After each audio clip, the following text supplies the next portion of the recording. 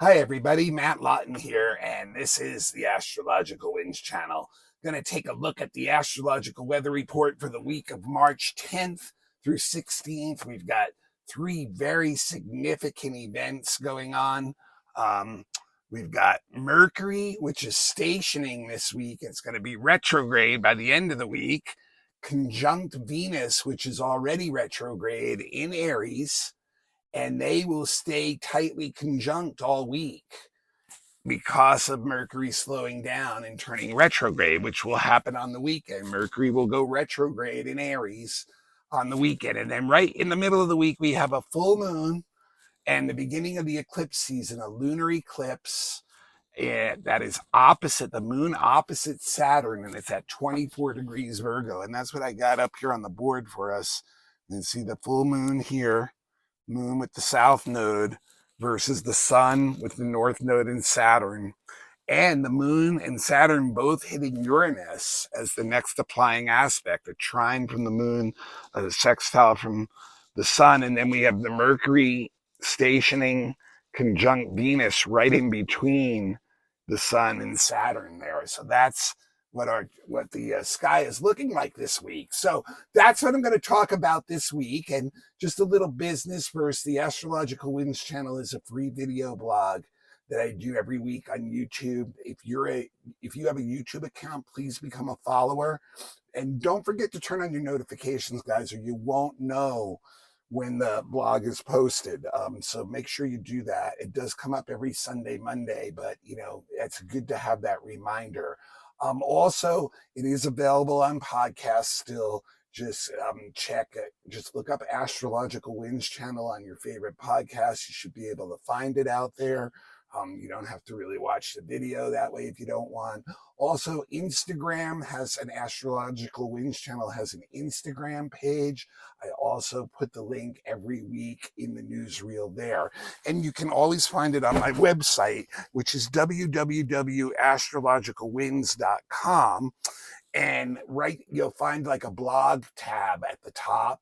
And you just hit that and you'll find not only this week's blog, but the blogs for the last 3 months at least, monthly blogs, the annual blog, if you forgot that, some special blogs. And that's also where under the tab for my services, you can find my professional services. I've been doing charts professionally for over 23 years now. I would love to do your chart or someone else. It's a great way to support me. And so just check out all that stuff on the blog. Now, remember, this is a free service. So what I ask you to do to little pay it forward is to pass the link on. And if you've done it already, please do it again. Find someone else. I know we all have tons of contacts in our list these days. So pass the link on. I love getting the blog to grow that way. So I really appreciate that. And the other thing to remind you is if you don't know astrology terms well, don't get stuck on the terms. You want to listen to the interpretations that I'm talking about. That's how you work with the energy every week.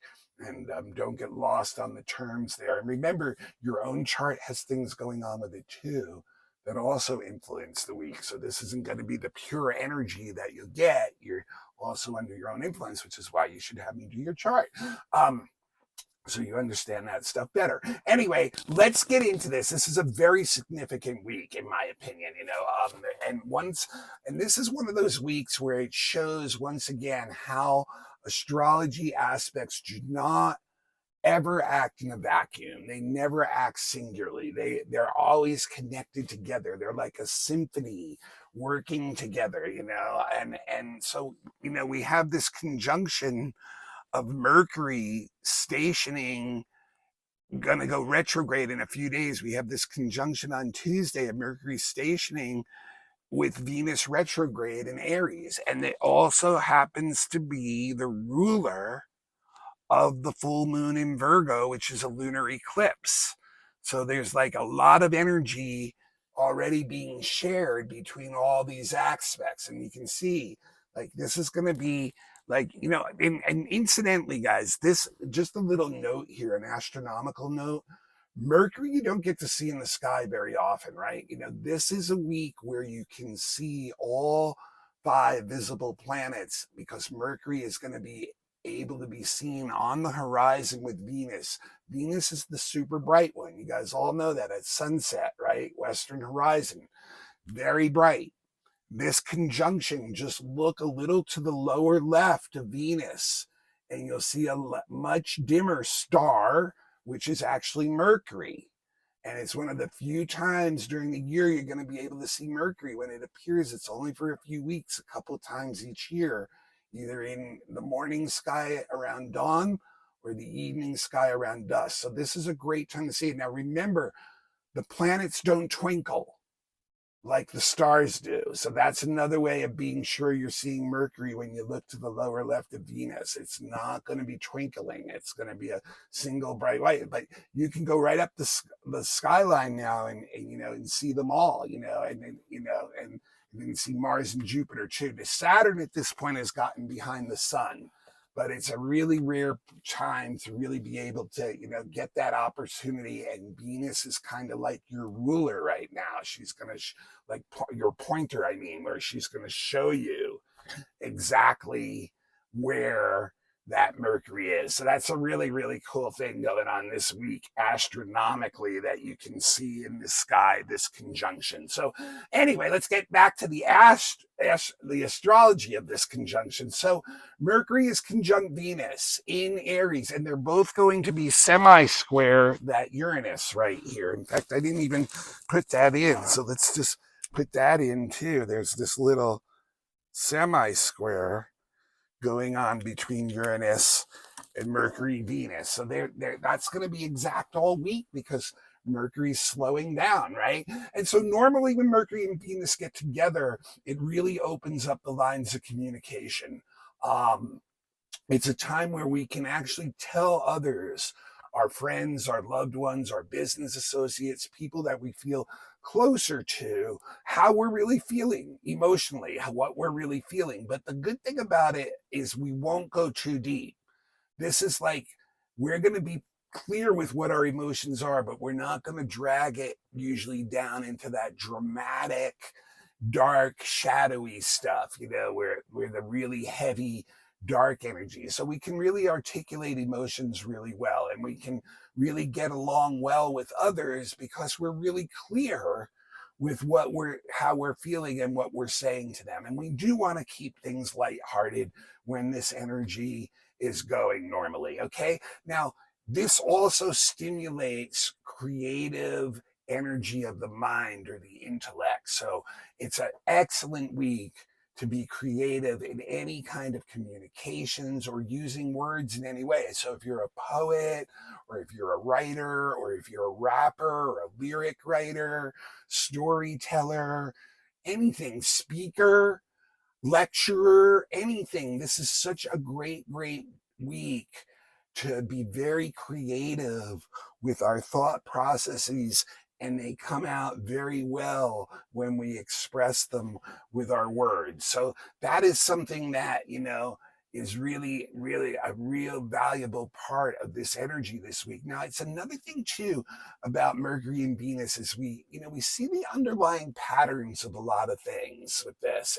And so we can really see how things work in harmony, which is part of that spark that of the creative intellectual stuff, but also gives us a great appreciation of beauty itself, like knowing the aesthetics of beauty in the environments that we're in.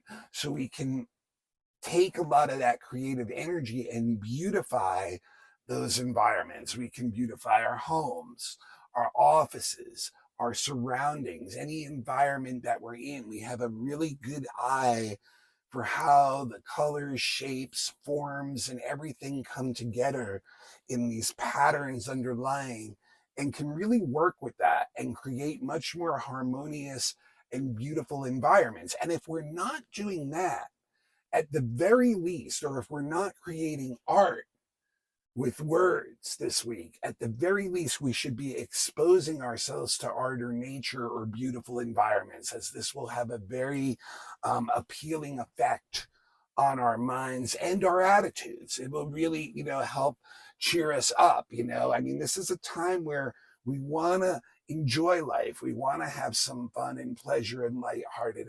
And we see how like making our surroundings more beautiful can be so. And like I said, it's also a good time where we can talk to others and create, we can maintain a sense of objectivity and detachment, even when we're discussing issues, like even when there are some problems that we have to discuss. And therefore, it's easier to come up with agreements. Once again, we don't drag it down into this personal emotional level where we're like, oh, I'm gonna get really push this. But what's interesting too, it is in Aries, and remember, Venus in Aries is not very strong at all. It's actually in detriment. It's not, it's a little bit too subjective, a little bit too selfish, a little bit too non-receptive in relationships. And then Mercury in Aries is not super strong either. It really doesn't have dignity there. And it can be very impulsive with what it says and does. So one of the problems we may have with this energy, especially with Venus retrograde and the Aries energy coming in, is being too impulsive with some of the things we say and insensitive with some of the things we say. So we have to be a little bit careful, especially with Venus retrograde. We can really damage relationships by being insensitive. And people might not even tell us that, with the semi-square to Uranus, they may just break away from us. This shows that like we're not going to allow people to like restrict who we are. The Venus retrograde semi-squaring Uranus and Mercury semi-squaring Uranus. We're not going to allow people to restrict us. And a lot of times with the retrograde stuff, it's things from the past, people from the past that we perceive may be the ones who are doing that.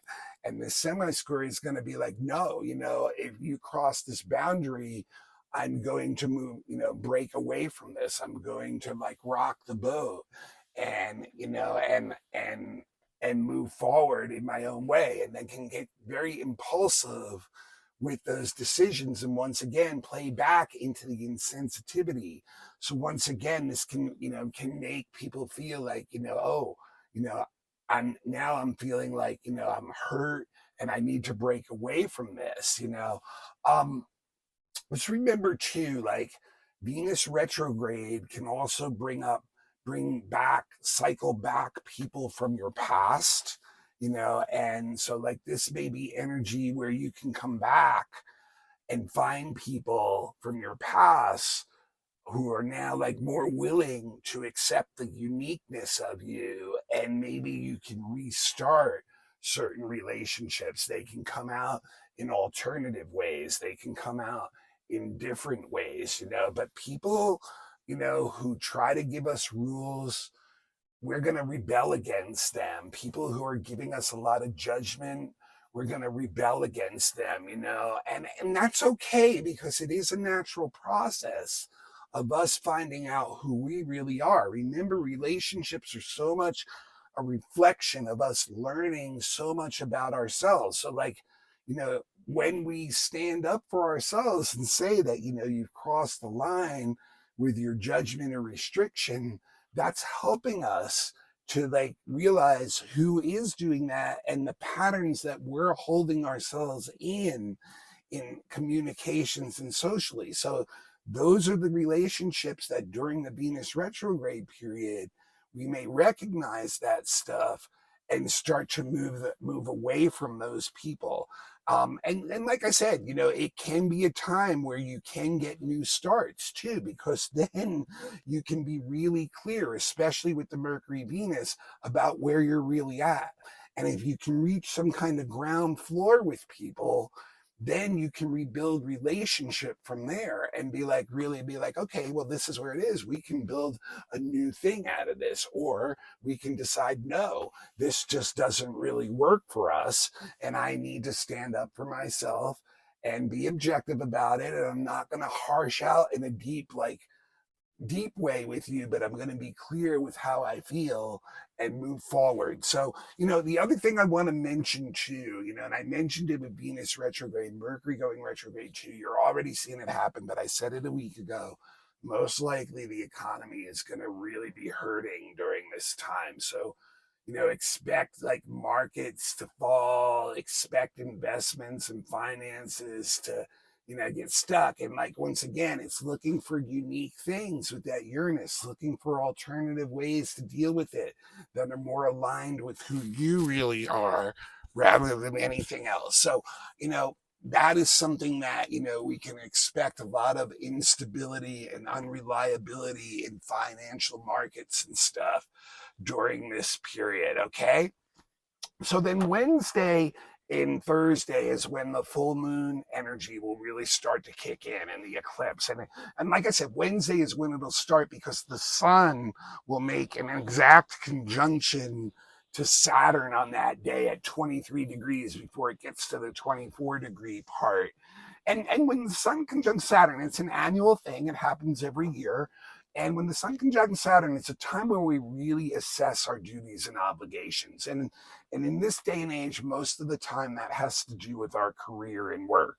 And a lot of times we get professional success during a sun Saturn, like we get some kind of advancement or something, but what comes with that is more duties and responsibilities. So a lot of times we have to sacrifice, especially in the present, fun, entertainment, pleasure, in order to take on some of these new responsibilities and duties that we have, and therefore build something very solid and reliable. Now, remember, any conjunction is like a new moon. When two planets get together, it's a seeding time. So when the sun and Saturn get together, and you do what you're supposed to do in that energy. You don't blow off to duties and obligations. You don't sit there and feel, oh, I'm so depressed and the world's so heavy and reality is so heavy and I have so much to do. And you blow it off. Well, yeah, you're not going to get, a response to that. But if Saturn and the sun, if you actually go and meet those new obligations, those duties, the things in the real world that are calling your attention right now during a seeding time, during a conjunction, you can build something very reliable and stable out of this energy that is going to be something that will be there for you in the future. But you have to do that now. And during the conjunction phase of that energy, it's the time to really plan it and organize it with detail with Saturn. Get really meticulous about this, really get into this energy. And remember, the sun Saturn's energy too is going to be like a slow, one step at a time energy. So like it's reliable and solid, but it doesn't move fast. So like we may, the energy for moving quickly is not really accessible many times during this energy. But like this is like, in a time where we really will shut down our emotional communications with others and keep them on a practical level on things that we're really wanting to like make headway with in the real world right now. And sometimes that can be depressing internally. You feel like, okay, you're kind of on an island emotionally and you really can't express what you want to express, and so like that feeds right in to the full moon, especially with the moon opposite Saturn part. It's the same thing.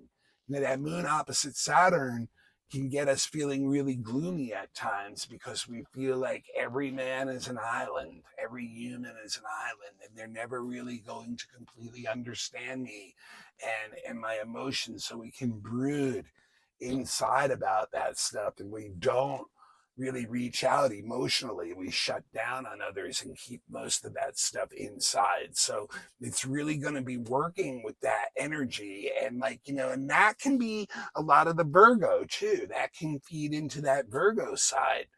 Saturn and Virgo have something very in common.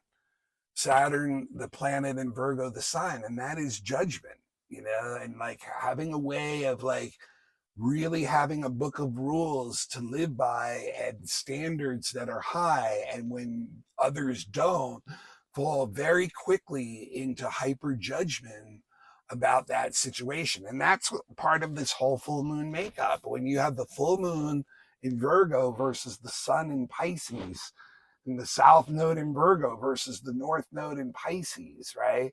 It's basically, that's where the tension of the full moon is coming in. This moon in Virgo is like, I want solid results. I want you to prove to me that what we're doing is going to be making some headway in the real world, that it's practical, that it's logical, that it makes sense.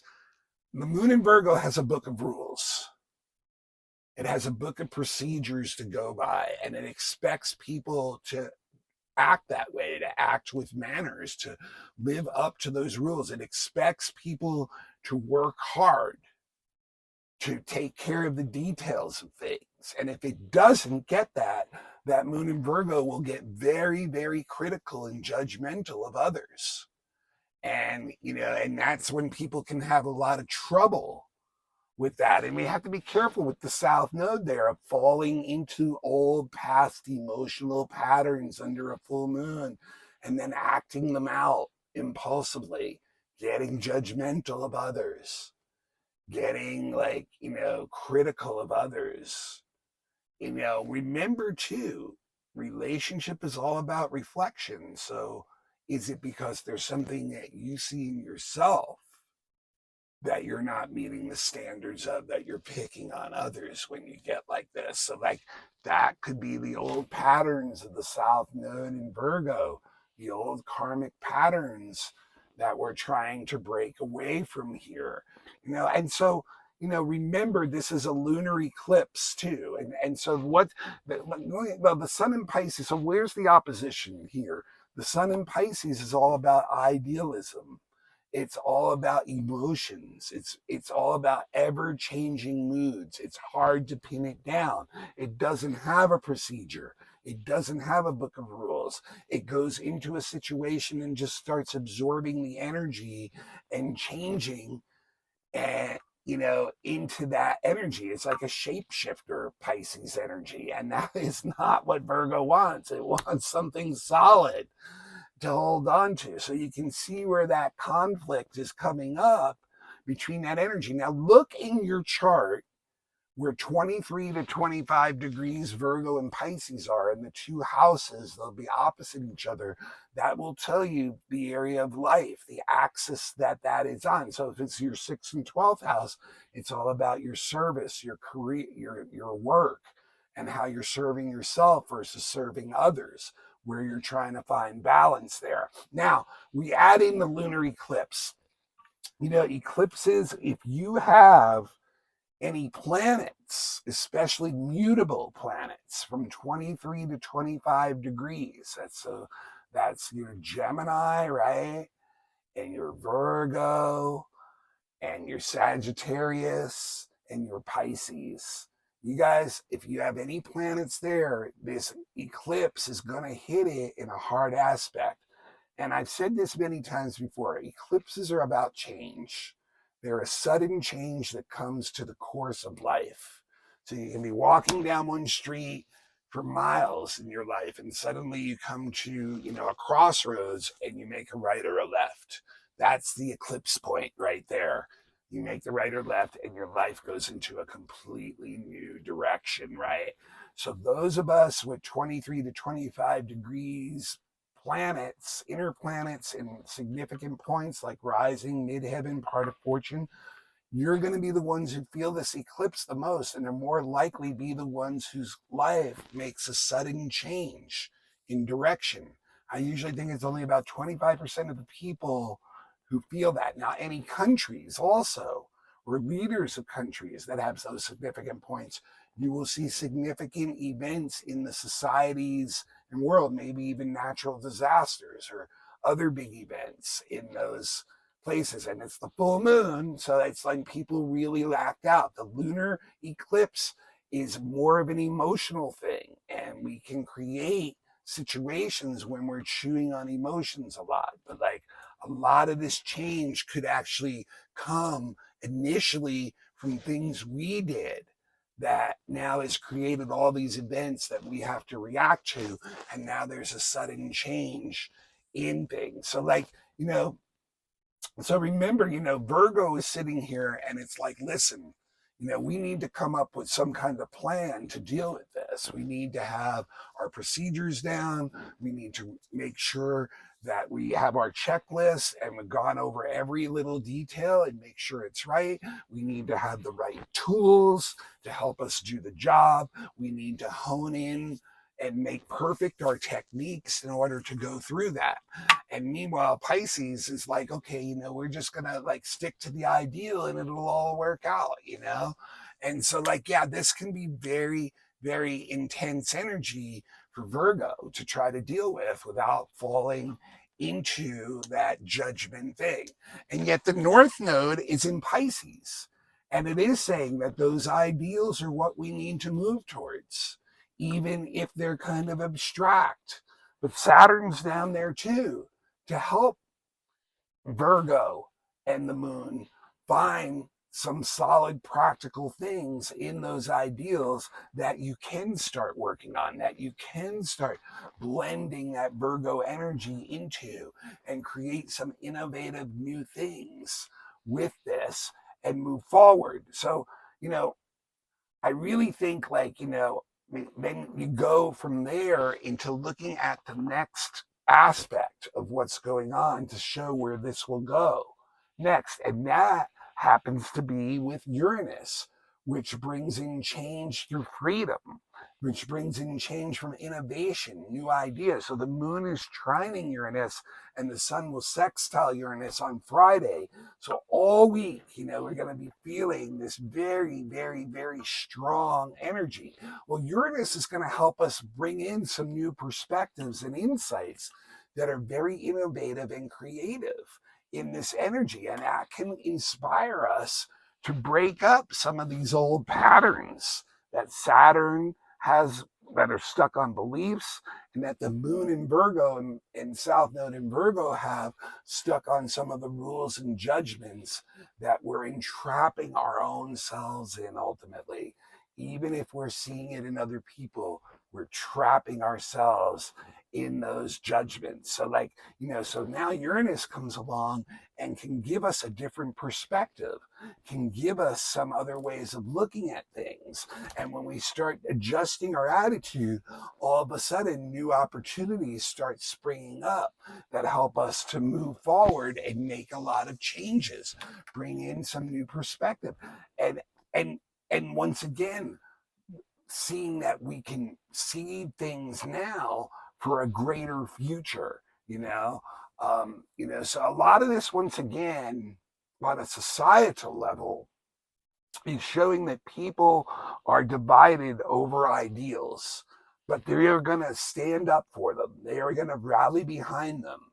And there's going to be probably some great societal movements during these next few years, where people are really like coalescing around their ideals and they're willing to stand up for them and push and want to create social change, want to create. I think it's a time where people are really going to have to decide what's important to them, is a good way to say this, politically, socially, which comes back to the individual and whether we're getting our needs met and whether we, feel like our ideals are aligning with where things are going in society. But this can bring in a lot of stimulating new experiences and stuff to help break up some of the energy that may be stuck in the South Node Virgo and in the Saturn in Pisces, where we're stuck in beliefs and in judgments. So a very, very interesting chance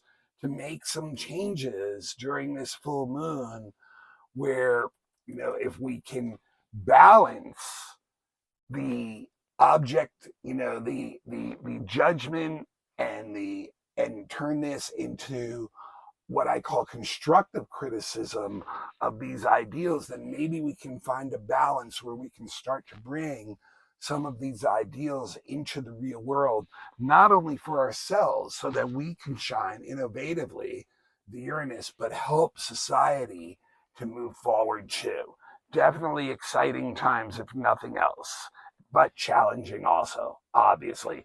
Then Saturday, Mercury does go retrograde. It will be at 10 degrees Aries. It will go back into Pisces on March 31st, turn direct at 27 degrees Pisces on April 6th, and then go back into Aries on April 17th, and finally hit the final shadow spot on April 26th. So we're going to have a lot of Mercury in Aries, but we're going to have, what is that, about a week and a half. Yeah, a week and a half where it'll slide back into Pisces, right? So all those Mercury retrograde things, communication breakdowns, right? Travel mishaps, right? Ideas going off track, new ideas just not gaining any ground, like everything seemingly out of whack. And especially with Venus retrograde will affect relationships. That's all coming with Mercury and Aries from a seeding of our own decision making being too impulsive and not thinking through things out. With the communication, it's probably going to be being impulsive with words, being insensitive of others' emotions, and that will feed right into that Venus retrograde of feeling hurt. And then the Aries and Uranus energy kicking in, and people being like, I need a break. I, don't need this person or this relationship in my life now or perhaps ever again. Who knows, where that could lead to. But we are the author of our own Mercury retrograde issues when Mercury is retrograde in Aries, and it's going to affect our relationships when Venus is retrograde in Aries. If we are insensitive, it's going to come back to bite us in our relationships. If we think we're so clever and we don't make any mistakes, it's going to come back and bite us. And we're going to see in our own projects and stuff or our own thoughts, we did have mistakes in them and we weren't being receptive enough and we weren't hearing others. And now it's messing us up. So we really need to adjust our attitude with that energy and allow, realize that we have been the author of a lot of the mistakes we make and start to look at it in a new way, and start to become more receptive with our attitude and realize there are flaws in our thinking that have to be corrected and that maybe other people may have some of the answers for us. But I know with Venus retrograde, in Aries, it's going to be very, very hard for people to separate themselves from their beliefs. It's going to be very, very hard for people to take in. This can be a very damaging time to relationships, so we need to be really, really careful. They're going to really be tested over the next few weeks, and some of them may not survive. But yeah, and once again, old ones may come back, especially with all this retrograde stuff, for new starts, or to just get back and finally like settle whatever unsettled energy is left between them. So a lot of stuff going on this week. Just look in your chart. If anybody needs help with a full moon reading, I can do little mini readings for 10 minutes or so for that. Won't cost you very much at all. Yeah, and just anybody else who needs any other kind of professional reading, available for that. So please pass the link along now. I really appreciate that. It's like I said, the way I get the blog to grow. If you'd like to give a donation to the blog, it actually does cost me money to put the blog out. So any donation is not too small. Just a few bucks. My Cash App is $Matthew with two T's, Lawton, Lauten. Venmo is at Matthew hyphen in the middle, Lawton, Lauten. Best way to support me is when you need a reading or if you know someone else that needs a reading. I've been doing them professionally for 23 years. I was trained and did classes for 7 years. I would love to do that for you. I know how, self-fulfilling readings can be for people, self-empowering. And when you're ready for that in your life, when you're ready to start to take control of the energies that are in your life, whether you're aware of them or not. Please check me out. My email is right here, mattthue823 But better yet, go to my website, www.astrologicalwinds.com. It has a whole menu of all the different kinds of readings I do. I do predictive readings every year for you, relationship, children's, all kinds of different readings. I also do stuff for groups, lectures, workshops, mini readings for events. So if you have a group, you need an astrologer or something like that, check me out. That can even be done on Zoom, stuff like that. And also, I have a beginner's live student class that's starting to form. I think I have enough students, so if you want to get on that bandwagon, do that. I do have other classes available on podcast too. Once again, check the website for all that stuff. I appreciate you guys so much. I will see you all next week. And gosh, I didn't even see what was going on next week for our little preview. If you want to bear with me one sec, I will take a quick look.